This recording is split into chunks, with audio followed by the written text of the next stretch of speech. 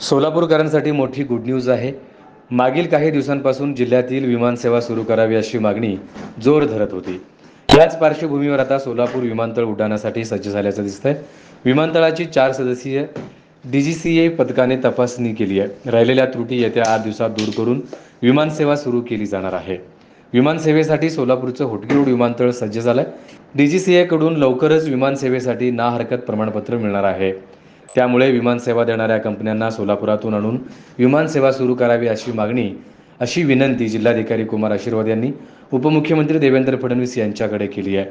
विमानतळ परिसराला लागून असलेल्या नागरी वसाहतीच्या खिडक्या विमानतळाच्या दिशेने होत्या। या खिडक्या बंद करण्याची सूचना सिव्हिल एव्हिएशन टीमने केली आहे। त्यानुसार जिल्हा प्रशासनाने खिडक्या बंद करायला लावल्या आहेत। अद्याप काही खिडक्या आहेत त्या लवकर बंद होतील। विमानतळाला लागून असलेल्या मोकळ्या जागेत मोठे दगड आढळले। विमानतळ परिसरातून दगड काढून टाकण्याची सूचना पथकाने केली। त्यामुळे प्रशासन लवकरच यावर कारवाई करणार आहे। सोलापूरमधील प्रवासी विमानसेवा सुरू करण्याच्या हेतूने जून 2023 मध्ये चिमणी पाडण्यात आली। जानेवारी महिन्यामध्ये विमानतळ बंद होऊन कामांना सुरुवात झाली। त्यानंतर पहिल्यांदाच सोलापूर विमानतळावर विमान उतरले होते।